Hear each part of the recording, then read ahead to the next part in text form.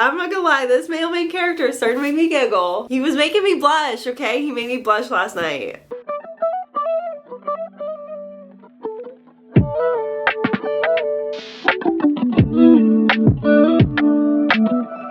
Hello, happy Saturday. A couple days after Christmas, I'm wearing a cute comfy cozy sweatshirt that I got from Christmas, and I'm holding a cute cozy Kindle that I got for Christmas. Kindle Paperwhite. We are so back. They got me a clear case, so I can and will be decorating this how I so do choose here soon. Okay, we will be decorating this lovely lady here. I'm so out of breath because I did catch the bubonic plague of 2025. I am under the weather, feeling like a little bit better, but my chest does hurt, my skin hurts, my head hurts, my throat hurts. I'm short of breath. So we're not doing super duper good. We had a pop-up today, but I left early. We decided perhaps it wasn't a wise decision for me to be there. Oh my goodness, did I even introduce myself? Hey.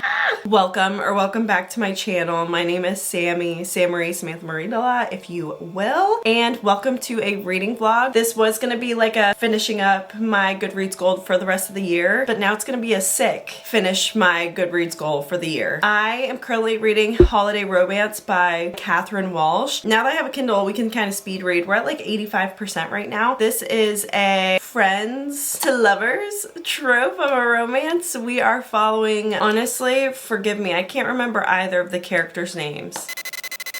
Never mind, I can. We're following Andrew and Molly. We're in Molly's point of view. Molly is a lawyer, busy girl, working girl. One of our best friends is Andrew, who's the male main character. We don't get any of his point of views though. Every single year they go on this flight together because they're from the same hometown. So they fly from Chicago to Dublin every single year for the holidays, for Christmas. They get on the same flight. The first flight, it started out as a not so good situation because Molly was friends, roommates with Andrew's current girlfriend, who she was aware was about to break up with him. So he sits down on the plane next to her, and then he gets a call from his girlfriend, and she like yanks the phone out of his hand because she's panicked because she knows that this girl's about to break his heart. And then they're like beefing the second year, and then the third year I think is like their first real flight, and then from there on we're now on their 10th flight. This 10th flight was crazy. There was crazy storms, so they couldn't get back home to Dublin, so they went on this crazy adventure to try to get back there. I'll have 2 more books left to read after this one, and so I haven't totally decided what we're gonna do for that yet. So I'm gonna stop talking because I'm getting into a bit of a coughing fit.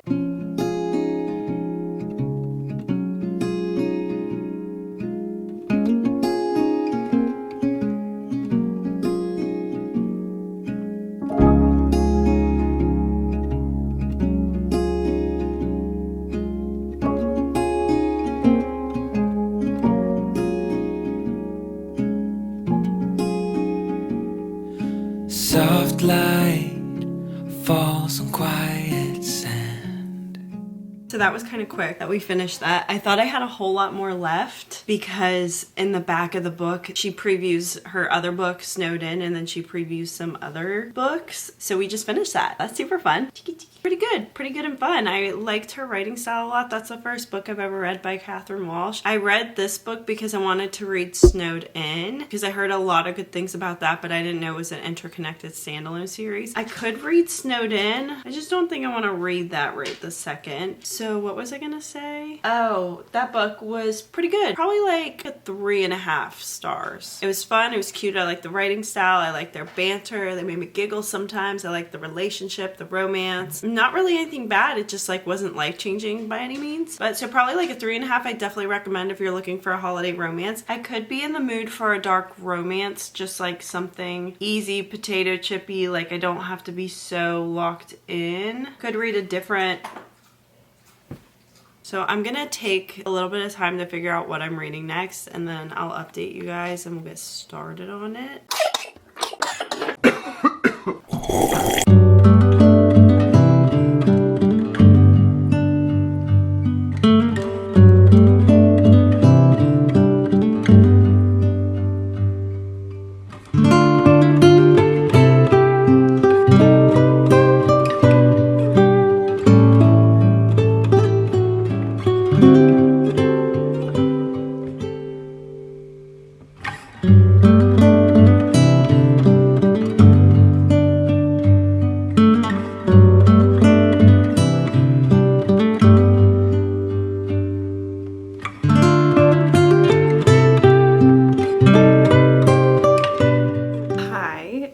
2 days later. We still have 2 books and we're reading 2 books. So these are going to be the last 2 books of the year. We'll finish them. I started with Phantasma because I was looking for something on Kindle Unlimited so I could lay down and read it, but also something I could get off my physical TBR. I'm on chapter 14 now. We are on beginning night 2 of Phantasma, but we're following Ophelia and Genevieve. Ophelia is a necromancer. They come from a necromancer family. Ophelia is the eldest daughter, so she is kind of like the heir to the throne of this family. But her mother passes away, and so that means it's time for Ophelia to take all the power of being a necromancer. She does that, but then they find out there's some financial issues that are unresolved, so they might lose the house. However, Genevieve appears to know about some of this, but we don't know exactly what she knows, but we know she forged some checks. To go address this, Genevieve runs off, and we believe she's run off to Phantasma. So Ophelia goes to Phantasma to go and find her sister. She has no intention on winning or whatever. She's going there, she's going to find her sister, but she has to now make it through 7 trials to be able to even look around the building and see if her sister's there. She has encountered a character who I'm assuming is probably going to be our male main character, but he's a phantom. They're describing him as like desperately handsome. The way he speaks, she's having dreams about him. That's happening. She has some weird powers that could get her into some trouble with Phantasma, so he's trying to make a deal with her. No deal has been officially made yet. We're about 100 pages in, about to start part 2 of Phantasma. However, this, I can't find an audiobook for it, and I have to clean a little bit today, at least for some hours today. I did have to find an audiobook, so I went to my physical TBR, and normally I'll pick a thriller, and that's what I'll listen to on audiobook. This Phantasma, I can only find it in other languages on Audible and on Spotify, so this is The Truth About the Accident by Nicole Trope. I picked this up a long time ago, and I think it was because I had seen a book recommendation about a book that has a cover that looks similar to this. When I was browsing the bookstore, I went there for something and I got it, and then this caught my eye. I was like, wait, I just saw somebody like rating this 5 stars, blah, blah, blah, blah. So I got it, and it's not the same book. The book I was thinking of is Before We're Strangers, but it also has like pink font and a dark background. So I've never actually like heard anything about this book. I thought I had. I didn't read the back of the book, but so far we're following 3 main characters, all their different point of views. We have Marla, Athena, and Sonia. The first chapter initially starts off as a 911 call, so there's 3 different 911 calls you hear about this same accident. Some man has been hit by a car and that car drove off. It's raining really heavily, so it's really hard to see anything. The 3 women we're following, Marla is a mother, and she's married to this man Damon, who they're fighting quite a bit. Maybe there's some concern he could be cheating. She has 2 kids, a son and a daughter. Sonia, it sounds like she's like a psychotherapist, and she's either like a psychotherapist, a psychologist. They didn't exactly specify, I don't think. She had a client today who didn't show up. Athena is some woman who is pregnant with somebody, with this man's child, and this man is always showering her with love, and it's like, I love you, I love you, I love you. But then she's pregnant and he's like, terminated. So those are the 3 point of views that we're following. If I'm guessing, I'm gonna say Damon is the common thread here, which is Marla's husband. Just based off the first couple of chapters, if I had to guess, I think Marla is married to Damon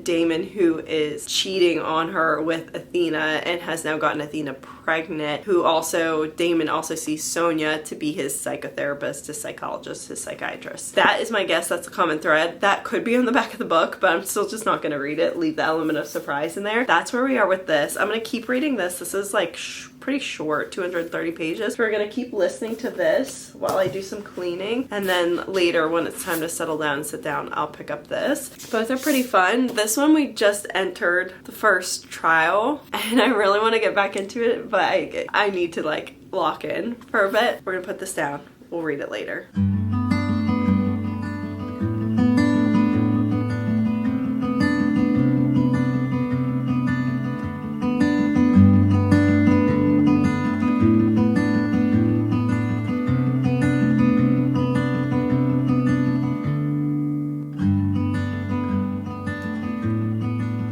Cleaned the the kitchen and spent quite a lot of time cleaning out her fridge. It was necessary, it needed to be done ASAP. But with just one room, I have listened to a couple hours. I am listening to it on like 1.5 times speed. I would normally listen to it on 2 times, but they're talking in an Australian accent, and different accents I just have a harder time listening to it in the full 2 times. I'm on chapter 14. We're in Athena's point of view. I was correct. Again, I'm sure it's on the back of the book, but I was correct about the connection that I thought between the 3 women. However, I don't really have any guesses as to who it is. They all have like some suspicious things. They all are worried about, like, the therapist feels guilty about something. The one who he just got pregnant with is suspicious. The wife is suspicious. At this point, I wonder if they all had like a piece to do with it, or if it was just someone else and we're just following 3 random people. We're gonna go do some laundry. We're gonna drink our Bloom energy drink. I just opened this up. Delicious. It'll hit every time.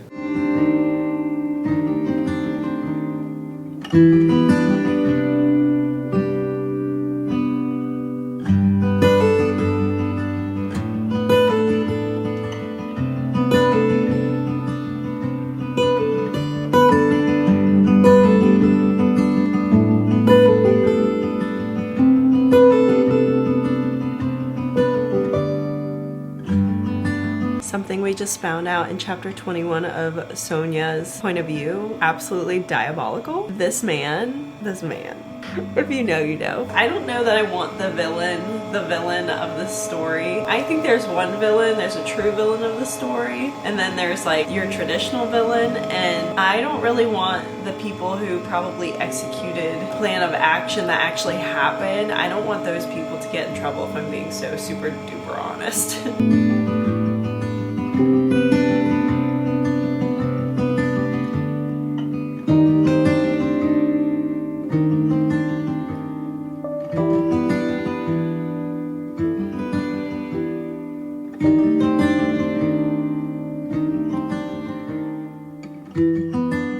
I'm just realizing that there's another perspective that I had gotten confused with, also being Athena's perspective, because she was giving a little bit crazy, if you will, and I'm realizing that that perspective wasn't Athena's. It is a mystery perspective, and shit's about to go down. Hi, good morning, happy Wednesday or Tuesday, happy Tuesday.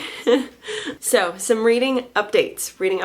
Because you've been dying for them, asking for them. I finished The Truth About the Accident by Nicole Trope yesterday, and this is good. This is a good little thriller. This might be one of my favorite thrillers that I read this year. And again, I'm not a massive thriller girly. I am entering the genre more, but I say this was like definitely one of my favorites. Like I said, we're following 3 point of views that we know the point of view, and then we have one mystery view that pops in here and there. All of these 3 women are connected through the same despicable, deplorable, disgusting man. We're kind of following them through that. It starts off though with an accident. Somebody hit and run this man that they're all connected through, and then we're getting all their points of view, and it's like, shoot, everybody's looking suspicious. I don't know who done it. Kind of caught me off guard, but also didn't. This is giving I support women's rights and I support women's wrongs, and I love that. So I think I'm gonna give this, like, the thing that's hard for me with thrillers is when I think about like my 4-star reads,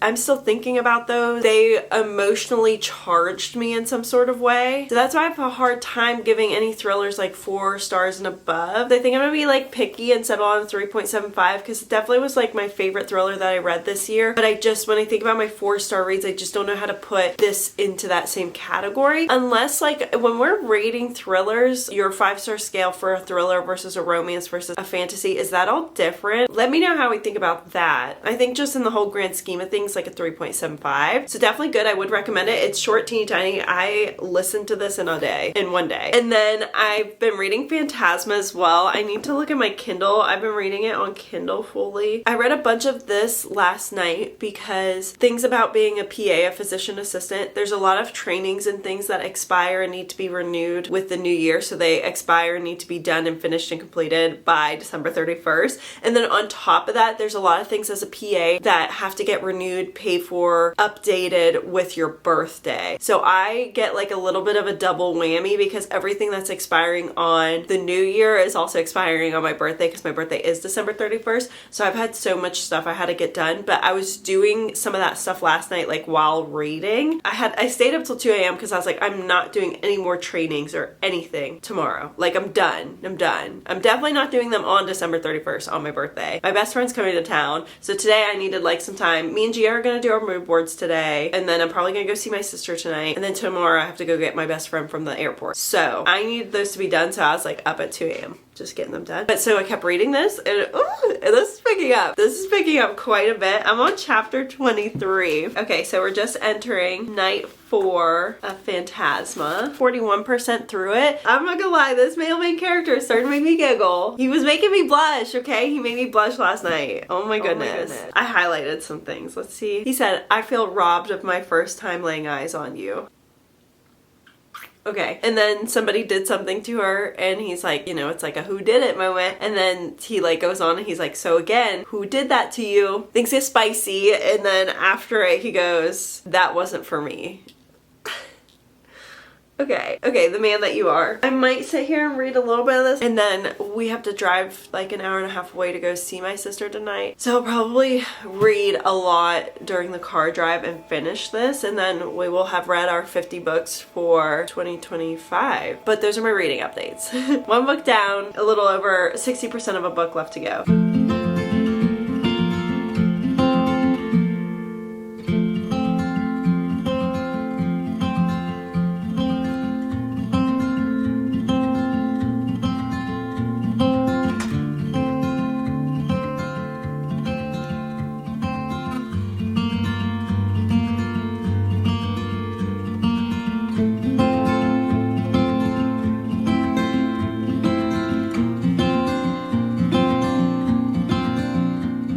Hello, happy New Year's Eve, happy birthday to me, happy Wednesday. I woke up this morning to a Breville coffee maker. I did make it to 50 books. 50 books in 2025. I did hit my 50th book, and that was Phantasma by Kaylie Smith. I finished this yesterday on our way back home from a birthday dinner with my sister. This book was a lot of fun. We're following Ophelia. She is the eldest daughter to this necromancy legacy, but off rip, her mother passes away. Her and Genevieve are trying to deal with this, Genevieve being her little sister. Ophelia has to take on the family legacy of being a necromancer, so she absolves all of her mother's powers, and we're kind of going from there. She finds out there's some suspicious debt issues that her mother had. In order to solve this problem, Genevieve runs off to this game called Phantasma. Ophi, being the oldest sister, could not let her go do that by herself, so she goes in, jumps into Phantasma. When she enters the game, she finds out she can't even see her sister until they both make it to level 7, so that's our whole goal for the first portion, is just like make it to level 7, find Genevieve. But of course other things happen. We meet an interesting phantom male main character, and we're just watching their story unravel. There is one important deadly rule, and that is do not fall in love in Phantasma. So you can probably see where this story's going,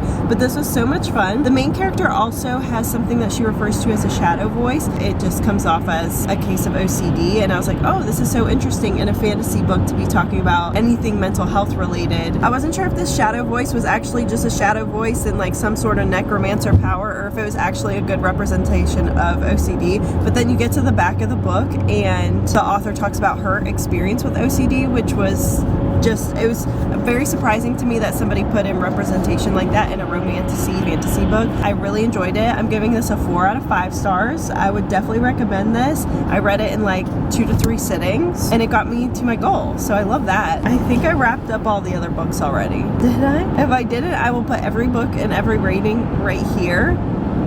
I hope everybody made their reading goals. If you're still watching this, comment what your reading goal was for this year. Did you hit it? Are you changing it for next year? Happy New Year, happy holidays, happy reading.